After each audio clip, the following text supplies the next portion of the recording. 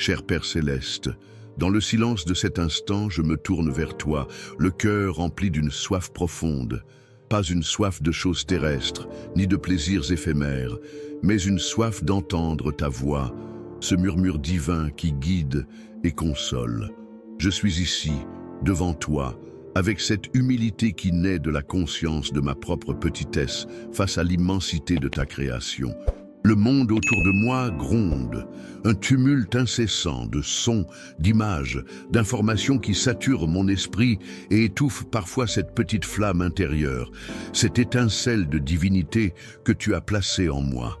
Je me sens souvent perdu, ballotté par les vagues de l'incertitude, incapable de distinguer le vrai du faux, le chemin de la lumière de celui des ténèbres.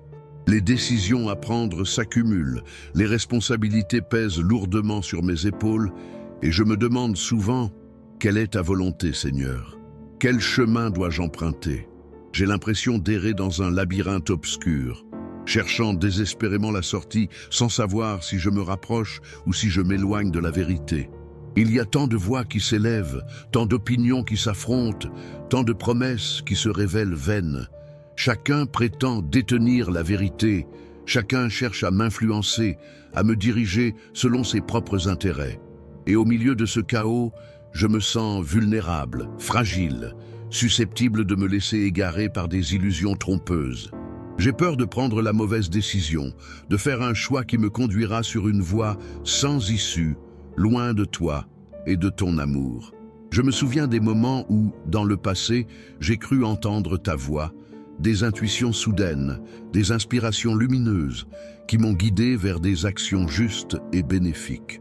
Mais aujourd'hui, ces moments semblent lointains, comme des souvenirs estompés par le temps. Le doute s'est insinué dans mon esprit, rongeant ma confiance et obscurcissant ma perception. Je me demande si je suis encore capable d'entendre ta voix, si je suis digne de recevoir ta guidance. Je sais, Seigneur, que tu es toujours là, présent et attentif à mes prières. Je sais que tu ne m'abandonnes jamais, même lorsque je m'éloigne de toi. Mais je réalise aussi que, souvent, c'est moi qui me rends sourd à ta voix, moi qui me laisse distraire par les préoccupations du monde, moi qui préfère écouter mes propres désirs et mes propres peurs, plutôt que de me tourner vers toi avec un cœur ouvert et réceptif. Je suis conscient de mes faiblesses, de mes imperfections, de mes tendances à l'orgueil et à l'égoïsme. Je sais que je suis loin d'être parfait, que je commets des erreurs et que je trébuche souvent sur le chemin de la sainteté. Mais je crois aussi en ta miséricorde infinie, en ta capacité à me pardonner et à me transformer. Je crois que tu peux utiliser mes faiblesses pour me rendre plus fort, mes erreurs pour m'enseigner des leçons précieuses, et mes souffrances pour me rapprocher de toi. C'est pourquoi je suis ici, Seigneur, devant toi, avec cette humilité et cette sincérité qui caractérisent celui qui se reconnaît pécheur, mais qui aspire à la sainteté. Je ne te demande pas de me donner des réponses faciles, ni de me tracer un chemin sans obstacle. Je te demande simplement de m'aider à entendre ta voix, à discerner ta volonté et à avoir le courage de la suivre, même lorsque cela me demande des sacrifices. Je veux apprendre à te faire confiance, à me laisser guider par ton amour et à devenir un instrument de ta paix dans ce monde tourmenté. Seigneur, je te prie de m'enseigner l'art subtil de distinguer ta voix des échos de mon propre cœur. Souvent, je confonds mes désirs avec ta volonté, mes ambitions avec ton plan. Je projette mes propres aspirations sur toi et je crois entendre ta voix alors qu'il ne s'agit que du reflet de mes propres pensées. Comment puis-je apprendre à démêler ces fils entrelacés, à séparer le grain de l'ivraie, à discerner la vérité de l'illusion? De surcroît, aide-moi à cultiver la patience, car l'écoute de ta voix exige du temps, du silence et de la persévérance. Le monde moderne nous pousse à la précipitation, à l'instantanéité, à la satisfaction immédiate. Mais toi, tu parles doucement, dans le murmure du vent, dans le bruissement des feuilles, dans le silence de la nuit. Il faut savoir ralentir, se retirer du tumulte, pour te laisser l'espace nécessaire pour te manifester. Imagine la délicatesse d'un peintre qui, devant une toile vierge, attend l'inspiration. De même, je dois me tenir devant toi, Seigneur, l'âme nue et attentive, prêt à recevoir la moindre touche de ton esprit. En outre, accorde-moi l'humilité de reconnaître que je ne sais pas tout, que je ne comprends pas tout. L'orgueil est un obstacle redoutable à l'écoute de ta voix, car il nous enferme dans nos certitudes et nous empêche de nous ouvrir à la nouveauté. Un cœur humble est un cœur ouvert, prêt à apprendre, à se remettre en question, à se laisser surprendre par ton amour. Rappelle-moi constamment que tes voix ne sont pas mes voix, que tes pensées ne sont pas mes pensées, et que je dois me soumettre à ta sagesse infinie. Pense à un jardinier qui se fie à la nature pour faire pousser ses plantes. Il ne force rien, il observe, il accompagne, il crée les conditions favorables à l'éclosion de la vie. De la même manière, je dois apprendre à me fier à toi, Seigneur, à te laisser faire ton œuvre en moi, sans chercher à contrôler le résultat. Par ailleurs, inspire-moi la confiance nécessaire pour agir selon ta volonté, même lorsque cela me semble difficile ou risqué. Écoutez, ta voix ne suffit pas. Il faut aussi avoir le courage de la suivre, de mettre en pratique ce que tu nous inspires. Cela demande une foi inébranlable, une conviction profonde que tu es toujours avec nous, que tu nous soutiens dans nos épreuves et que tu nous conduis vers le meilleur. Songe au navigateur qui, malgré la tempête, se fie à son compas et à son étoile pour garder le cap. Ainsi, je dois me fixer sur toi, Seigneur, mon étoile polaire, mon guide sûr dans les tempêtes de la vie. Or, considérez comment cela s'applique lorsque vous êtes confronté à un choix difficile. Au lieu de vous précipiter vers une décision hâtive, prenez le temps de vous retirer dans le silence, de prier, de méditer sur les Écritures. Demandez à Dieu de vous éclairer, de vous montrer le chemin à suivre. Écoutez attentivement les murmures de votre cœur, les intuitions qui vous viennent à l'esprit. Et surtout, ayez confiance que Dieu vous guidera vers la meilleure solution, même si elle n'est pas celle que vous aviez initialement envisagée. Seigneur, au-delà de la simple écoute, je désire comprendre le langage subtil par lequel tu te révèles. Il ne s'agit pas toujours d'une voix tonitruante, d'une révélation spectaculaire, mais souvent de signes discrets, d'intuitions fugaces, d'événements apparemment anodins qui, mis bout à bout, révèlent une direction, un dessein. Comment puis-je aiguiser mon discernement pour déchiffrer ces messages cachés, pour voir au-delà des apparences et saisir la profondeur de ta présence? En réalité, il me faut apprendre à lire le livre de la vie avec les yeux de la foi. Chaque rencontre, chaque épreuve, chaque joie, chaque tristesse peut être une occasion de découvrir ta volonté si je suis attentif et réceptif. Imaginez un archéologue qui, à partir de fragments épars, reconstitue un puzzle complexe pour comprendre une civilisation disparue. De même, je dois rassembler les pièces de ma vie, les événements, les rencontres, les émotions, pour reconstituer le tableau d'ensemble de ton plan pour moi. Or, cela exige une attention constante, une vigilance spirituelle de chaque instant. Qui plus est, je dois cultiver l'habitude de la prière contemplative, ce moment privilégié où je me retire du monde pour me plonger dans ta présence, pour écouter ton silence. Ce n'est pas une simple récitation de formules, mais un dialogue intime, un échange d'amour entre toi et moi. Dans ce silence, je peux entendre ton murmure, cette voix douce et paisible qui me guide et me console. Pensez à un musicien qui, avant de jouer, accorde son instrument pour être en harmonie avec la musique. De même, je dois accorder mon âme à ta présence pour être en harmonie avec ta volonté. Cependant, il est essentiel de ne pas confondre la prière contemplative avec une forme d'introspection narcissique. Il ne s'agit pas de se replier sur soi-même, mais de s'ouvrir à toi, de se vider de soi pour se remplir de ta présence. La véritable prière contemplative est un acte d'amour, un don de soi à toi, un abandon total à ta volonté.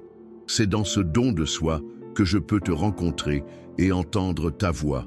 Considérez l'exemple d'une infirmière qui, au chevet d'un malade, oublie ses propres besoins pour se consacrer entièrement à son patient. De la même façon, je dois oublier mes propres préoccupations pour me consacrer entièrement à ta présence. D'ailleurs, La lecture des Écritures est une source inépuisable de sagesse et de guidance. La Bible est ta parole, une lumière sur mon chemin, un guide sûr dans les ténèbres. En méditant sur les Écritures, je peux découvrir les principes qui doivent guider ma vie, les valeurs qui doivent inspirer mes actions. Mais il ne suffit pas de lire les Écritures, il faut aussi les comprendre, les interpréter, les appliquer à ma vie quotidienne. Imaginez un marin qui consulte une carte marine pour naviguer en sécurité.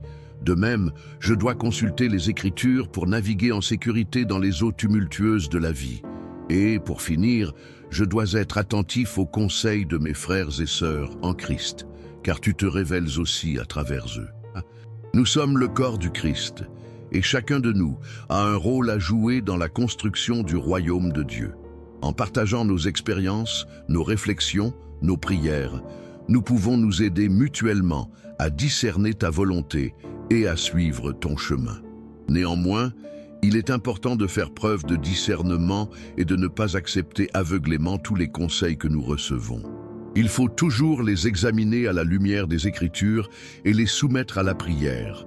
Pensez à un alpiniste qui se fait conseiller par un guide expérimenté avant d'entreprendre l'ascension d'une montagne.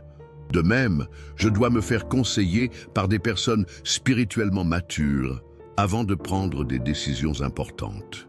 Père, au-delà de la compréhension intellectuelle et de la simple obéissance, je désire ressentir la résonance émotionnelle de ta voix. Il ne s'agit pas seulement de savoir ce que tu veux, mais de le vibrer au plus profond de mon être, de laisser ta volonté imprégner chaque cellule de mon corps, chaque pensée, chaque émotion. Comment puis-je accéder à cette dimension sensorielle de ta présence, à cette communion intime qui transcende les mots et les concepts?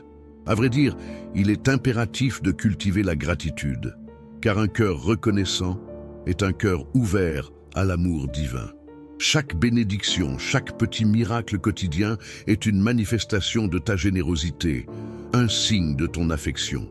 En prenant conscience de ces dons, en les savourant pleinement, je crée un espace intérieur propice à l'émergence de ta voix.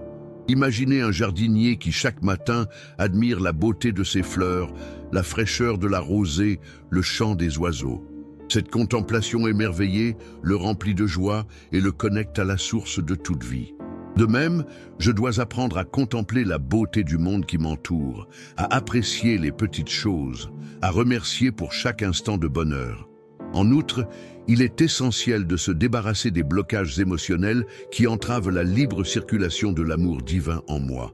La peur, la colère, la tristesse, le ressentiment sont autant de barrières qui m'empêchent d'entendre ta voix. Il faut les identifier, les accepter, les transformer avec ton aide. Songez à un ruisseau dont le cours est obstrué par des rochers et des débris. Il faut les enlever pour que l'eau puisse couler librement. De même, je dois enlever les obstacles émotionnels qui bloquent le flux de ton amour en moi. Or, il est crucial de pratiquer le pardon, car le ressentiment est un poison qui empoisonne l'âme et l'empêche d'entendre ta voix. Pardonner à ceux qui nous ont blessés, c'est se libérer de la chaîne de la vengeance et ouvrir son cœur à la miséricorde divine. C'est un acte de courage et d'amour qui nous rapproche de toi. Pensez à une personne qui, après avoir pardonné à son agresseur, retrouve la paix intérieure et la joie de vivre. De même, je dois pardonner à ceux qui m'ont fait du mal pour retrouver la paix et la joie en toi. Par ailleurs, il est fondamental de s'engager dans des actions de service et de compassion envers les autres. L'amour se prouve par les actes, et en aidant les plus démunis, en soulageant les souffrances, en apportant de la joie autour de moi, je me rapproche de toi. C'est en donnant que l'on reçoit, et c'est en aimant que l'on est aimé. Considérez l'exemple d'un médecin qui, au service des malades, oublie ses propres soucis pour se consacrer entièrement à leur guérison. De même, je dois me mettre au service des autres pour me rapprocher de toi et entendre ta voix. Considérons maintenant comment cela s'applique lorsque vous êtes confronté à une situation où vous ne savez pas comment agir. Au lieu de vous laisser submerger par vos émotions, prenez le temps de vous recentrer, de respirer profondément, de vous connecter à votre cœur. Demandez à Dieu de vous guider, de vous montrer la voie à suivre, Écoutez attentivement les sentiments qui vous traversent, les intuitions qui vous viennent à l'esprit. Et surtout, ayez confiance que Dieu vous donnera la force et la sagesse de faire le bon choix, même si cela vous demande de sortir de votre zone de confort. Il est dans l'épreuve que l'on se découvre et que l'on trouve la force de se dépasser. Seigneur, au-delà du ressenti et de l'émotion, je cherche à ancrer l'écoute de ta voix dans une pratique quotidienne, une discipline spirituelle qui transforme ma vie de l'intérieur. Il ne s'agit plus seulement d'épisodes isolés d'inspiration divine, mais d'une communion constante, d'un dialogue permanent avec toi, qui façonne mes pensées, mes paroles et mes actions.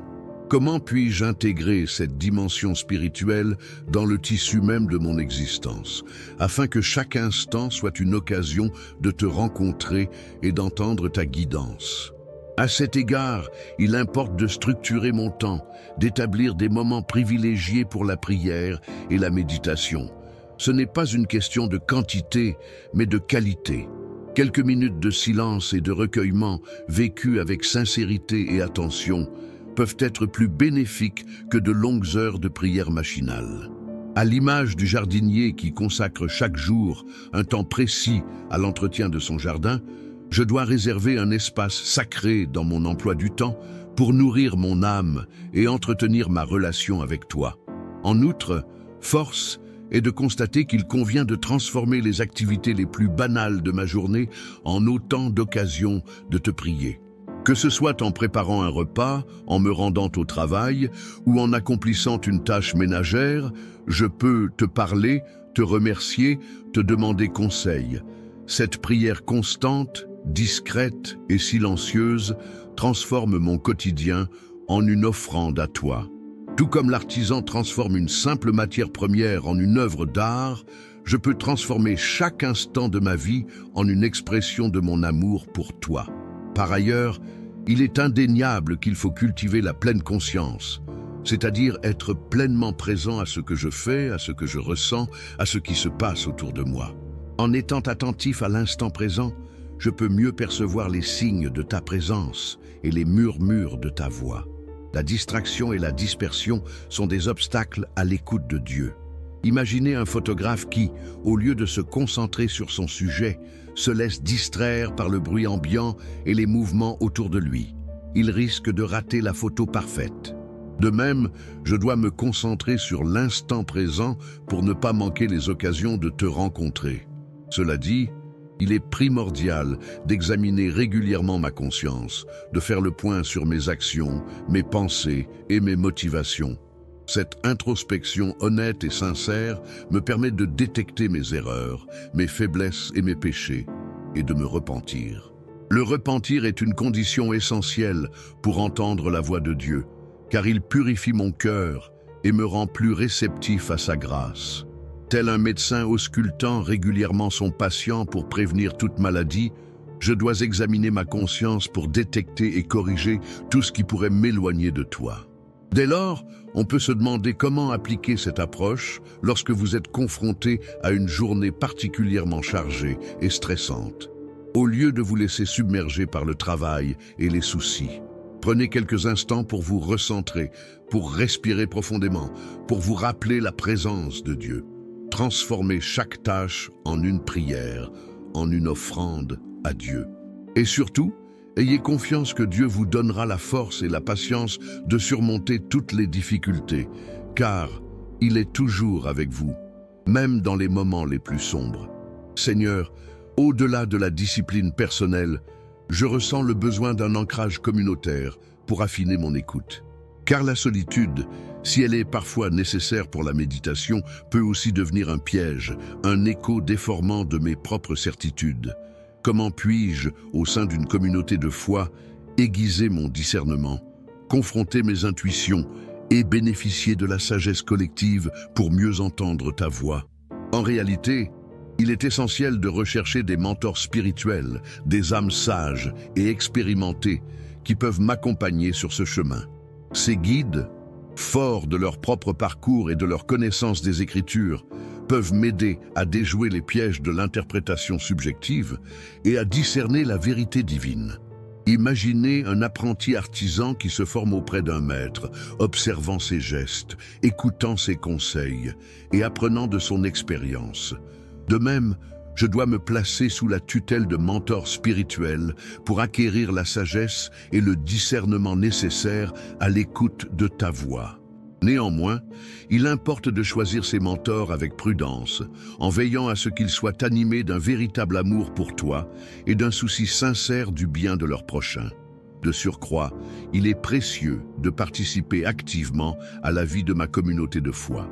Les échanges, les partages, les moments de prière collective sont autant d'occasions de confronter mes idées, d'enrichir ma compréhension des Écritures et de bénéficier de la perspective des autres. Le corps du Christ est un organisme vivant, où chaque membre a un rôle à jouer et où la diversité des dons et des talents contribue à l'harmonie de l'ensemble.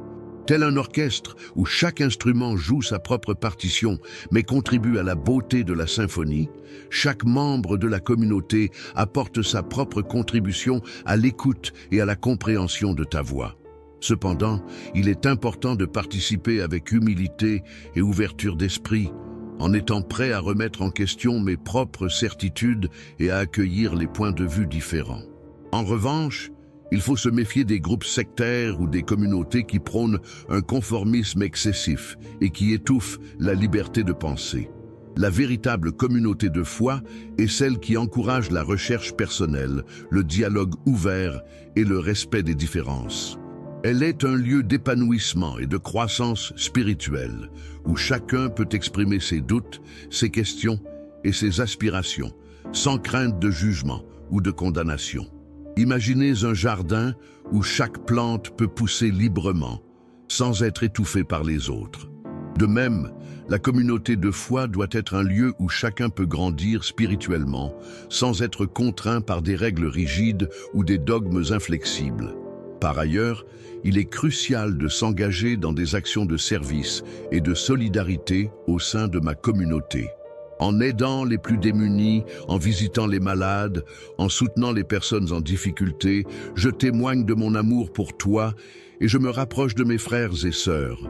Le service est une expression concrète de la foi et un moyen privilégié d'entendre ta voix, car il me met en contact direct avec les besoins et les souffrances du monde. À l'instar d'un médecin qui soigne les malades et les console, je dois me mettre au service de ma communauté pour témoigner de ta présence et de ton amour. Dès lors, songez à la manière dont cela s'applique lorsque vous êtes confronté à une décision importante concernant votre engagement au sein de votre communauté de foi. Au lieu de vous laisser guider par vos préférences personnelles ou par la pression sociale, prenez le temps de prier, de consulter vos mentors spirituels et d'écouter les conseils de vos frères et sœurs. Cherchez à discerner la volonté de Dieu pour vous au sein de cette communauté et engagez-vous avec générosité et humilité au service du bien commun. Souvenez-vous que la véritable écoute de ta voix passe par l'amour et le service des autres. En considérant le chemin parcouru jusqu'ici, une mosaïque se révèle, non pas figée et achevée, mais vibrante d'une lumière intérieure que nous avons patiemment cherchée. Chaque tesselle, chaque fragment de réflexion, loin de s'isoler, s'imbrique dans un dessin plus vaste, une symphonie silencieuse où l'écho de la voix divine résonne à travers les interstices de nos vies. L'enjeu n'est point de contempler un tableau statique, mais de saisir le mouvement perpétuel de cette inspiration, de cette présence qui nous invite à une danse constante, une adaptation continue à la mélodie céleste. Loin de se réduire à une somme d'instructions ou à une série de préceptes, l'écoute dont il est question s'apparente davantage à une navigation intérieure. Imaginez un navire traversant un océan parsemé d'îles.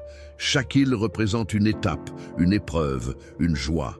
Le capitaine, guidé par la boussole de sa foi et les cartes de son expérience, doit constamment ajuster sa route en fonction des vents, des courants et des signaux qu'il perçoit. De même, nous devons apprendre à naviguer dans les eaux parfois tumultueuses de notre existence, en nous fiant à la voix divine qui nous murmure la direction à suivre, même lorsque les tempêtes font rage. Au fil de cette exploration, une certitude émerge. La voix de Dieu n'est pas une voix extérieure, imposée et distante, mais une voix intérieure, intime et personnelle. Elle ne se manifeste pas toujours de manière spectaculaire, mais souvent dans le silence du cœur, dans les intuitions fugaces, dans les coïncidences significatives. L'art d'écouter consiste donc à cultiver cette intériorité, à créer un espace de silence et de recueillement où cette voix peut se faire entendre. C'est un peu comme apprendre à écouter le chant d'un oiseau dans une forêt bruyante. Il faut d'abord faire taire les bruits extérieurs pour pouvoir percevoir la délicatesse de sa mélodie. Ainsi, nous ne pouvons plus considérer l'écoute divine comme une simple compétence à acquérir, mais comme une relation à cultiver. Elle exige une attention constante, une disponibilité de cœur et une volonté de se laisser transformer par l'amour divin. Elle n'est pas une fin en soi, mais un moyen de se rapprocher de Dieu, de mieux le connaître et de mieux l'aimer. Elle est une invitation à vivre pleinement notre vocation, à devenir des instruments de sa paix et de sa joie dans ce monde. L'horizon se profile, porteur d'une lumière nouvelle. L'heure est venue de cristalliser ces réflexions, de récolter les fruits de cette quête et de nous préparer à accueillir la conclusion qui se dessine. Que cette dernière étape nous guide vers une compréhension plus profonde de la voix divine et nous inspire à vivre une vie plus pleinement alignée sur sa volonté. Il ne s'agit donc pas de détenir une formule magique, une clé universelle ouvrant les portes de la révélation divine. Le véritable voyage commence au-delà de la simple acquisition d'une technique ou d'une méthode. Il réside dans la transformation progressive de notre être, dans le raffinement constant de notre écoute intérieure. C'est un art subtil, un équilibre délicat entre l'effort et le lâcher-prise, entre la discipline et la spontanéité. Un peu comme un danseur qui, après des années d'entraînement rigoureux, parvient à s'abandonner à la musique et à exprimer sa propre vérité à travers le mouvement. La quête de la voix divine n'est pas une course effrénée vers un objectif lointain, mais une promenade paisible dans le jardin de notre âme. Chaque fleur, chaque arbre, chaque pierre est une occasion de s'émerveiller, de se connecter à la beauté et à la sagesse du Créateur. Il ne s'agit pas de chercher des réponses toutes faites, mais de poser les bonnes questions, de s'ouvrir à la possibilité de l'inattendu et de se laisser surprendre par la grâce. Au cœur de cette démarche, une vérité fondamentale se révèle. La voix divine n'est pas une injonction mais une invitation. Elle ne nous force pas, elle nous propose. Elle ne nous dicte pas, elle nous inspire. Elle nous laisse libres de choisir, de suivre notre propre chemin, tout en nous offrant son soutien et sa guidance. C'est un peu comme un phare qui éclaire la côte, mais qui ne contraint pas les navires à suivre une route précise. Il leur offre simplement une lumière pour les aider à naviguer en sécurité. Ainsi, la véritable pratique commence maintenant, dans l'instant présent. Elle consiste à cultiver un état d'esprit d'ouverture, de réceptivité et d'humilité. Elle consiste à se dépouiller de nos préjugés, de nos certitudes et de nos peurs. Elle consiste à se laisser toucher par la beauté du monde, par la souffrance des autres et par l'amour divin qui nous entoure. Elle consiste à vivre pleinement chaque instant, en étant conscient de la présence de Dieu à nos côtés. Que ce voyage soit pour chacun une source de joie, de paix et d'épanouissement. Que la voix divine, cette douce mélodie qui résonne au plus profond de notre être, nous guide vers la plénitude et nous inspire à devenir des instruments de sa grâce dans ce monde. Et que même dans les moments les plus sombres, nous n'oublions jamais que la lumière divine brille toujours, même lorsqu'elle est cachée par les nuages. Car c'est dans l'obscurité que les étoiles brillent le plus fort.